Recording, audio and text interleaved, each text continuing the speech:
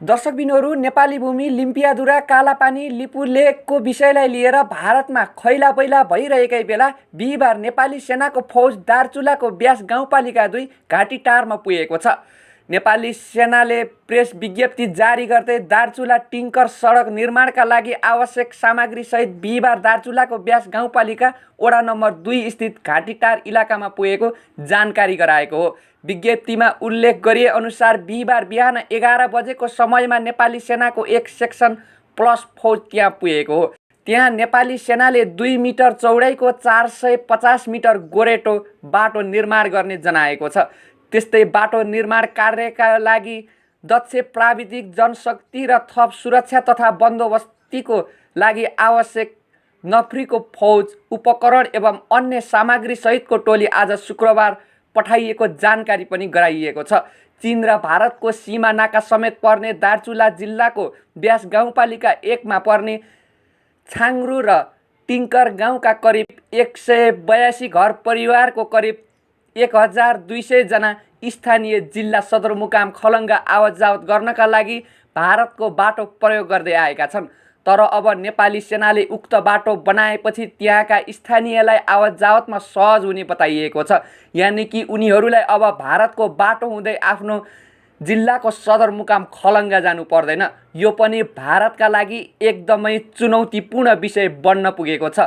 दर्शकबिनहरू, जसरी पछिल्लो समयमा भारतीय मिडियाहरूले नेपालीको खैरो खन्न थालेका छन्, उनीहरूको विषयका लागि यो पनि एउटा चुनौतीको विषय बन्दै गएको छ, जसको लागि घाँटीटार र मौरी भिर इलाकामा पर्ने 450 मिटर सडक खण्ड अविलम्ब सुचारू गर्ने दार्चुला जिल्ला सुरक्षा समितिबाट निर्णय भए बमोजिम नेपाली सेनाको प्राविधिक जनशक्ति सहित सेमु प्लस नफ्रीको फौज घाँटीटार इलाका पुगेको हो। गत वैशाख 14 गते मन्त्री परिषद बैठकले महाकाली करिडोर दार्चुला टिङ्कर सडक योजना अन्तर्गतको उत्तरी तर्फको 87 किलोमिटर सडक खण्डको जिम्मा नेपाली सेनालाई दिने निर्णय गरेको थियो।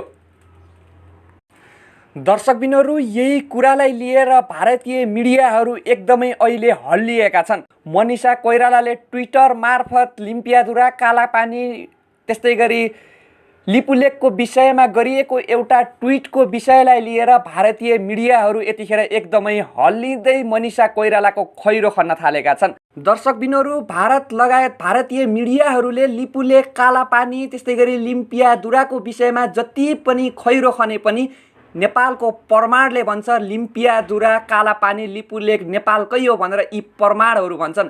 यी प्रमाणहरू सुनेपछि पक्कै पनि भारतलाई एकदमै सातो पुत्लो उड्न सक्छ। दर्शकबिनहरू, नेपालले नयाँ नक्सा जारी गरिसकेपछि एकदमै भारतमा तरङ्ग उत्पन्न भएको छ। तर यो तरङ्ग पैदा गर्ने कार्य भारतले नै सुरु गरेको स्पष्ट देख्न सकिन्छ। गत कार्तिकमा भारतले नेपालको भूमि समेटेर आफ्नो राजनैतिक नक्सा जारी गर्यो। नेपालले तत्कालै विरोध जनायो। भारतको नयाँ नक्सालाई सरकारले अस्वीकार समेत गरेर आफ्नो पूर्ण नक्सा जारी गर्ने तयारीमा थाल्यो।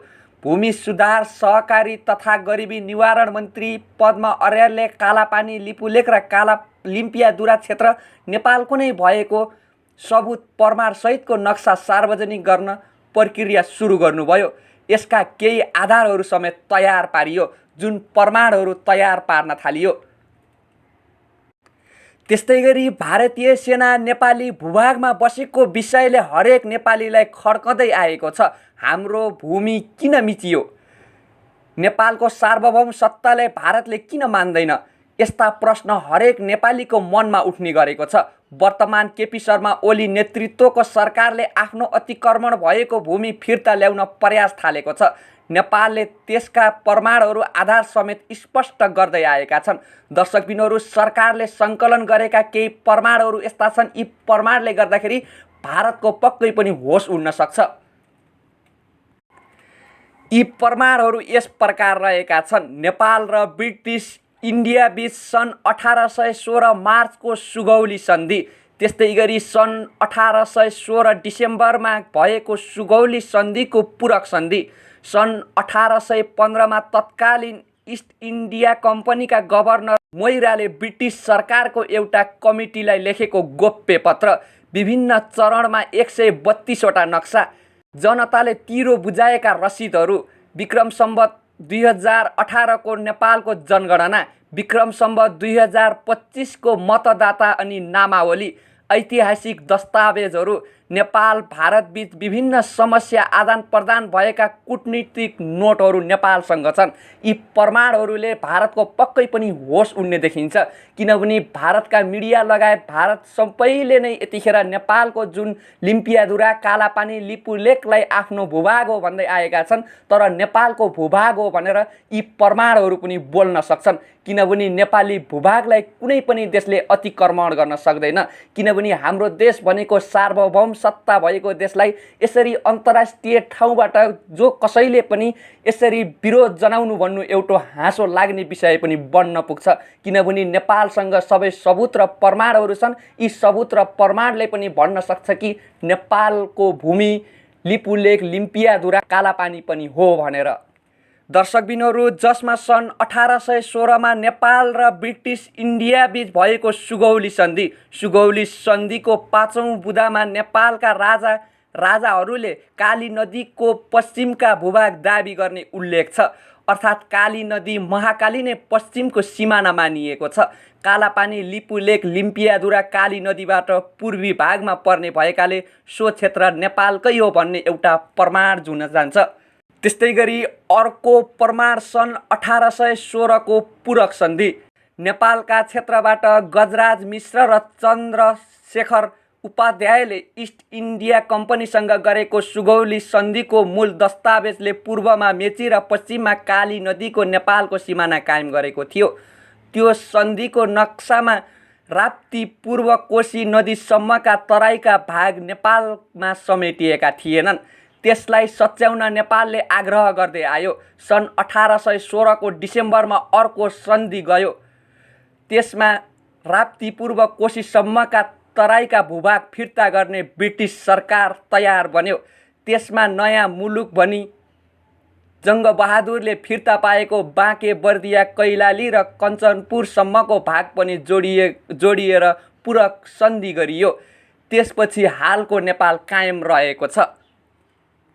दर्शकबिनहरू, त्यस्तै गरी अर्को सन् 1815 मा तत्कालीन इस्ट इन्डिया कम्पनीका गभर्नर जनरललाई मोइराले ब्रिटिस सरकारको एउटा कमिटीलाई लेखेको गोप्य पत्र।